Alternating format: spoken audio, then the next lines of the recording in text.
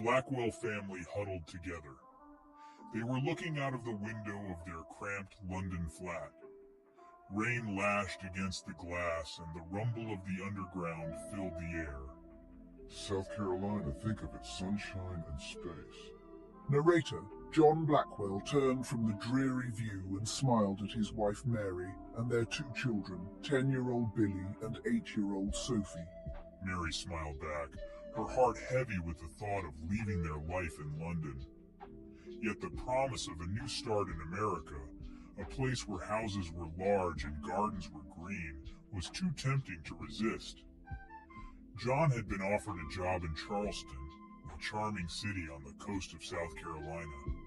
It was a chance for a better life, one they couldn't ignore. The weeks that followed were a blur of packing and goodbyes. The children, excited by the prospect of adventure, chattered incessantly about their new life. Mary, ever practical, worried about the logistics of moving their entire lives across an ocean.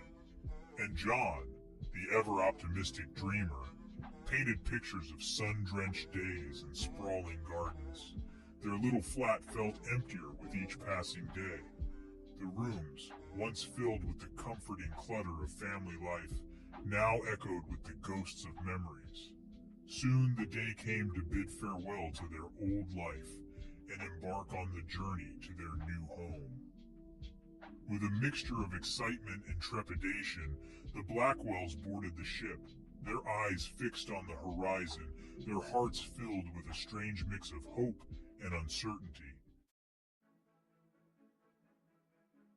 South Carolina welcomed them with open arms and a sweltering humidity they weren't prepared for. Gone were the gray skies of London, replaced by a brilliant blue canvas stretched endlessly above them. The air was thick and heavy, fragrant with the scent of pine and salt. As they drove further inland, the landscape transformed into a tapestry of lush green fields and towering trees draped in Spanish moss. Their new home was situated on the outskirts of a small town, a world away from the hustle and bustle of London. The house, a sprawling Victorian mansion, stood proudly at the end of a long oak-lined driveway. It was a far cry from their cramped London flat, with its high ceilings, spacious rooms, and a garden that seemed to stretch as far as the eye could see. It's enormous! Gasped Sophie as they stepped out of the car, her eyes wide with wonder. Billy, ever the explorer, was already racing towards the house, eager to claim his new domain. Even Mary, usually so reserved, couldn't help but smile as she took in the sight of their new home. The house was everything they had ever dreamed of, and more. It was as if they had stepped into the pages of a storybook. The rooms were large and airy, with tall windows that flooded the house with sunlight. The garden was a haven of peace and tranquility, with its ancient oak trees, colorful flower beds, and a rambling rose garden that scented the air with its sweet perfume. The Blackwells had finally found their little piece of paradise. The first few weeks in their new home were idyllic.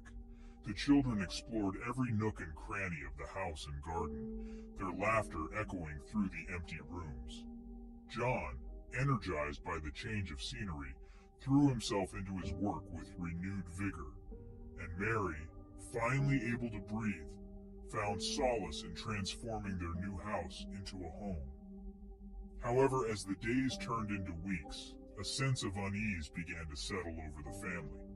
There were strange occurrences, things they couldn't quite explain.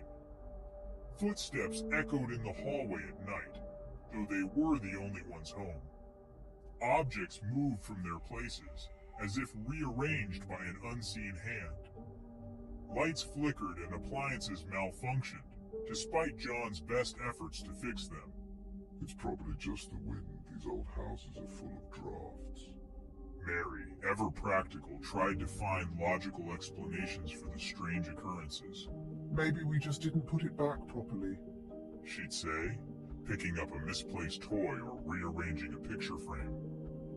But deep down, A seed of unease had been planted in their minds. The children, their imaginations running wild, began to whisper about ghosts and haunted houses. Their laughter, once carefree, now held a nervous edge. The house, once a haven of peace, began to feel oppressive, as if an unseen presence was watching their every move. One hot, humid night, the silence of the old house was shattered by a blood-curdling scream. It echoed through the empty halls, bouncing off the high ceilings and sending chills down their spines. John and Mary bolted upright in bed, their hearts pounding in their chests. The children's terrified cries reached them from down the hall. Rushing to their children's room, John flung open the door and found them huddled together in bed, their faces pale with terror. What was that? Whispered Sophie, her eyes wide with fear. It sounded like someone was being hurt, stammered Billy, his voice trembling. John searched the house from top to bottom, checking every room and closet, but found nothing. The windows were all securely locked, and there was no sign of forced entry. He tried to reassure himself and the children that it was probably just an animal, but the raw terror in their eyes mirrored his own growing fear. That night, sleep was impossible. Every creak of the floorboards, every rustle of leaves outside the window sent shivers down their spines.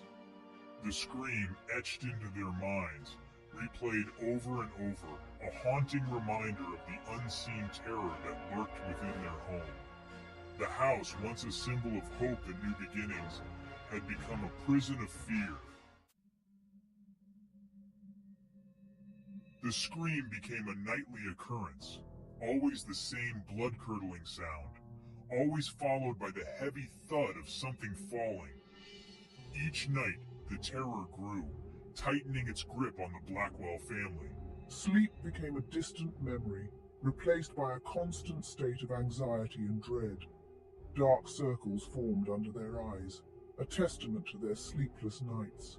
The children, once so full of life and laughter, were now shadows of their former selves.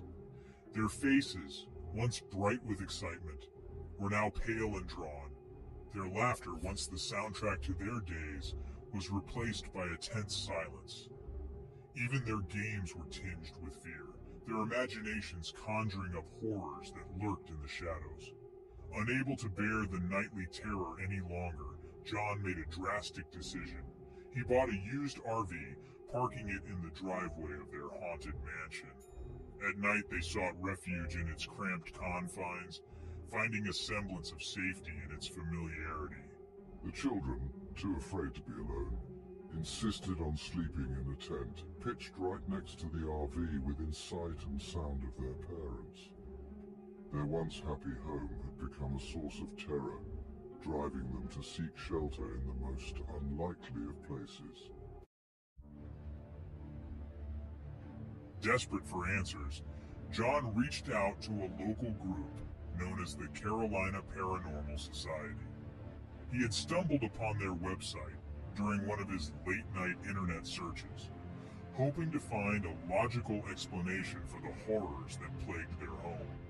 The group, led by a woman named Karen, specialized in investigating paranormal activity. Karen, a woman with a warm smile and eyes that held a depth of knowledge that belied her youthful appearance, listened patiently to John's story. Her team, a motley crew of historians, technicians, and psychics, arrived at the Blackwell's home armed with an array of equipment, EMF readers, digital voice recorders, and infrared cameras. They moved through the house with a quiet efficiency, their every movement exuding an air of professional curiosity. Days turned into nights as the team meticulously combed through the house and its grounds. They analyzed their findings, comparing notes and theories. The history of the house slowly unraveled, revealing a tragic tale that sent shivers down their spines. The previous owner, an elderly woman named Mary Ann, had lived alone in the house for decades. One stormy night she had fallen. Notes and theories. The history of the house slowly unraveled, revealing a tragic tale that sent shivers down their spines. The previous owner, an elderly woman named Mary Ann, had lived alone in the house for decades. One stormy night she had fallen down the grand staircase, breaking her neck. Her body, undiscovered for weeks, had lain at the bottom of the stairs. Her spirit, it seemed, unable to find peace. Mary Ann, Karen said, her voice soft yet firm. We know you are here. We understand your pain and suffering. She stood at the foot of the grand staircase, her hand resting on the polished banister. The house was silent, the air thick with anticipation. The EMF reader in her hand crackled to life, its lights blinking erratically. A cold breeze swept through the hallway, ruffling the edges of Karen's long skirt. The scent of lavender, faint but unmistakable, filled the air, sending a shiver down John's spine. Through a series of EVP recordings and electromagnetic readings, Karen and her team were able to communicate with Mary Ann's spirit. They learned of her loneliness, her despair, and her inability to move on from the earthly realm. She had been trapped in the house, reliving her final moments over and over. The scream, they discovered, was her cry of pain and terror as she fell. The thud, the sound of her frail body hitting the hard wooden floor. John and Mary listened intently, their hearts filled with a mixture of fear and pity. They had not meant to disturb Mary Ann's spirit, to intrude upon her final resting place. They had simply wanted a home, a place to build a happy life. Now they were caught in the crossfire of a tragedy that had occurred long before they had ever set foot in the house.